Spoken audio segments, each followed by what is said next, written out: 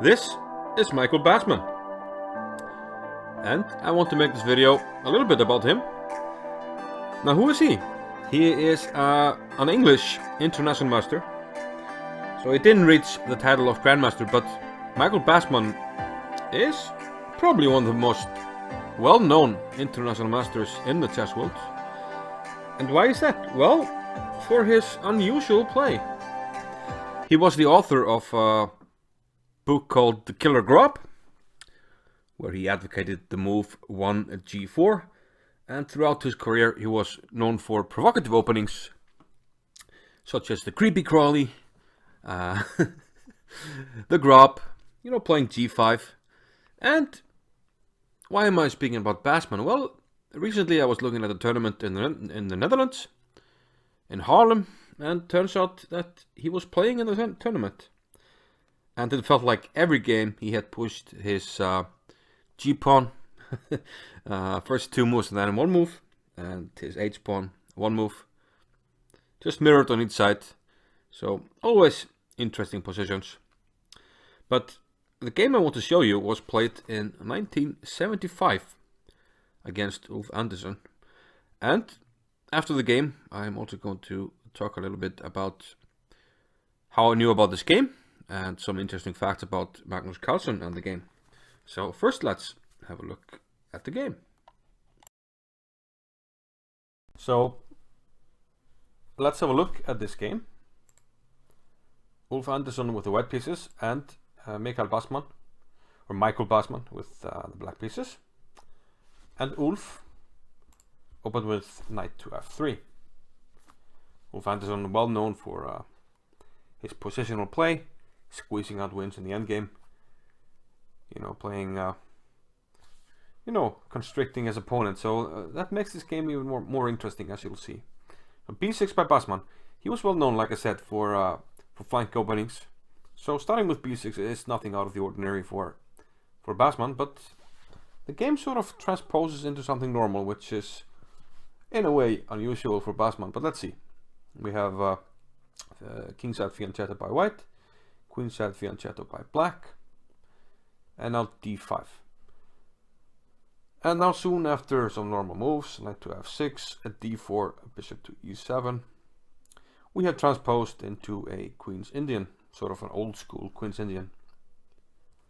Knight c3, castles, knight e5, and now h6. Knight a6 is the most common move.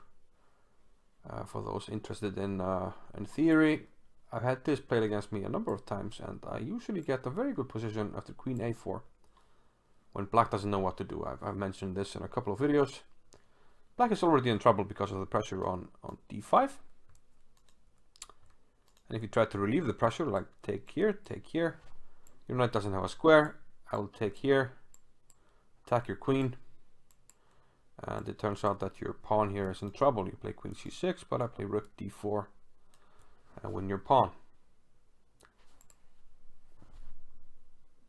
A slight variation, just to give you some ideas, but in the game, Basman played h6. Bishop f4 by Andersson, and now a6. So playing very solidly. Usually we tell beginners not to make these moves, a6 and h6, but here it's part of a very interesting waiting strategy, as we'll see. Rook c1, and now rook a7.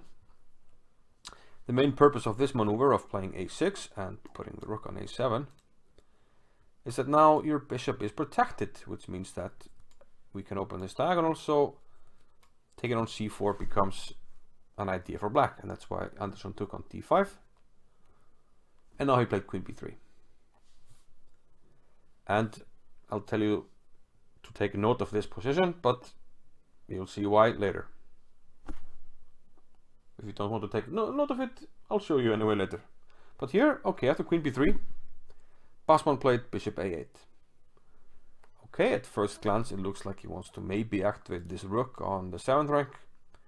Maybe later in the game he can enter to d7 or e7, depending on which square is available after you move the c-pawn. But Andersson just goes on with it, rook fd1, centralizing the rooks. And now king h7. White has a very solid position. He has space advantage, but how to progress, how to improve the position. One idea is to play e4, but and king h7 sort of looks like it's begging white to play e4, but Andersson didn't want to do that. He played h3. If you play e4, maybe a move such as c6 here. And let's say knight d3. At some stage we can take on e4. I guess we'll come back here to protect this pawn. But black would get a nice outpost for his knight on d5. So different kind of position, but Ulf didn't want to go for this. He played h3. Typical Ulf style, trying to improve the position slowly but surely. But now the strange things start to happen. King h7 was already provocative, but now he plays king g8, having just played king h7. What's the idea here? Well, Ulf didn't really spend too much time on it. He played king h2, typical Ulf move, slightly improving the king, protecting the pawn on h3. But now, king h7, and this just looks like direct provocation. Like a robot strategy. He's just saying, I'm not doing anything. You know, come get it. Come take it. What you gonna do? Well, Ulf, he expanded on the king side. And now king g8. Can he really play chess like this? I guess we'll see. Bishop g3. Okay, the bishop is slightly better here. Now you can, at some stage, move the f pawn. Bishop b7. Continuing with the waiting strategy, e3, and the bishop back to a8. So different ways to go back and forth. Looks like he's settling on the bishop now. But Ulf, he kept his calm. He played a3, improving the position slowly but surely. But bishop b7, f4, bishop a8. Amazing. But okay, white is grabbing space, and now rook d2, flexible move. Now the rooks are ready to double. You don't know which file yet, but your rooks are more flexible like this. You can choose where you're going to go. Are you going to go to the c file, to the f file, to g file? It depends. But the dance continues. Queen d6, f5, and queen back to d8. Back and forth, back and forth, back and forth. Bishop to f4, and bishop to b7. And now finally, after rook to g1, I ask you to take notice. And I'm going to go back 12 moves to queen b3. Look at the black position. And now we go back. Queen b3. The black position is completely the same. Nothing has changed. He has given white 12 free moves. So now we're going to go back. Forward in time. Rook g1. 12 free moves. And well, I mean, white hasn't damaged his position. He has improved it, and white is certainly better, but I think this was a very interesting psychological ploy. He's just telling his opponent, come at me. I'm not going to do anything. You're going to have to do something. And then when you do, maybe I'll strike back. So now finally black stops with waiting moves. He plays c6. Okay, bishop f3. It's looking somewhat promising. Maybe white can go with the flexibility that we talked about earlier on the g file. Put the rooks there. Play at some stage g5, but okay. Black prevents that. Knight h7. And now a little bit back and forth. White is changing his mind. He thinks that black has a nice blockade on g5, so he switches his attention over to the queen side again. Now eyeing the b6 pawn, but that's easily defended. Bishop to c7. So black is still a bit passive. I mean, these guys aren't really, we can't say these are active, but white still has to improve the position. Black is still solid. And now king g3. Maybe white is still better, but okay, it's an ambitious move. He wants to protect the h4 square simply and just play h4 and at some stage maybe g5. Okay, knight f6. Now h4. And now knight f to d7. And this is where Ulf starts to lose the threat a little bit. His position is still better, and he could have kept his advantage with a move such as g5, which looks logical. He wants to take with a pawn on e5 if you take, and you keep your space advantage. Queen c3 also comes into consideration according to the engine, but Ulf took on d7, and this sort of... Okay, first of all, he lets the knight on b8 into the game, which wasn't doing anything. And also now, I mean, where are your attacking pieces?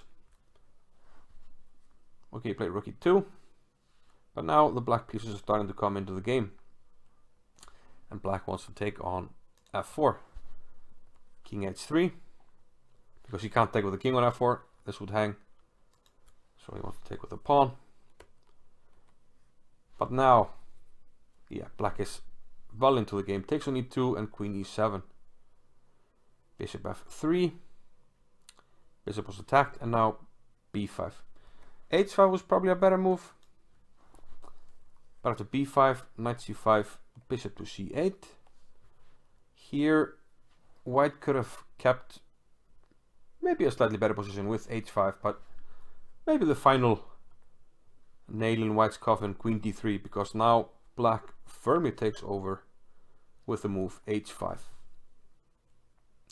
And why is this so good? Well, the king is here, and this completely breaks down the pawn chain, and this bishop luring on c8, ready to pounce on the pawn chain and help to attack the king. Okay, you can play g5, but the pawn will probably drop, so Andersson took on h5, but now queen f6, and once this knight moves, f5 is toast. King g3, getting out of the line of fire. Rook takes c5, bishop takes f5, attacking the queen. So even though the material is equal, the pawn on h5 was sacrificed. Black's pawn structure is so much better, and white's king is now so weak that black stands considerably better here. Queen d3, and now the rook finally, after staying on a7 for so long, the rook gets back into the game to a good square and cementing black's advantage. Queen to c3 was played, and now c5. A nice move, just trying to open up the position. If you take, I will play d4, and the rook will come into the game very dangerously. And after queen takes c5, queen f5. Black is penetrating white's position here. Queen takes d5 was played. I will take note that a move such as this doesn't really prevent anything, because rook e3 now. And now I have queen g4 incoming. So queen takes d5, and now well, white is just falling apart here. Queen h2 check, bishop g2, Basman took on f4, bishop f3. He can take the rook on c1, but he found a better move, bishop to g4. Okay, looks like, okay, rook c3, you're defending everything, but now I penetrate on the other side, queen h2 check. And just a few more moves, bishop g2. If king f1, I play queen d2. If my queen, will go there, and you know, this threat is too much, along with this one. So Ulf tried bishop g2, but it was too late. Queen takes h4. Rook e1, and finally a resignation here. This pin here is too much. White can't defend. And well, for instance, rook f1, rook f3. I take on f1, and you will get checkmated. So yeah, a very fine game by Ulf Andersson. Well, not by Ulf. A very fine game by Basman against Andersson. And yeah, I wanted to show you this game. I have some extra information about this game. Let's have a look at that. Well, the thing is, this game was one of my questions in the Reykjavik Open pop quiz in 2015. So if you ever come to play in the Reykjavik Open, we always have a pub quiz, 30 questions, chess questions. And in 2015, the event was won by none other than Magnus Carlsen. He teamed up with Jon Ludvig Hammer to make the team MC Hammer. Get it? MC Hammer, can't touch this. So, so yeah, that was the question. In Hastings 1974-75, Ulf Andersson had these positions after his 12th move with white and then his 24th move, as we saw in the video. Who was the joker with black, who gave away about 12 tempi and still won.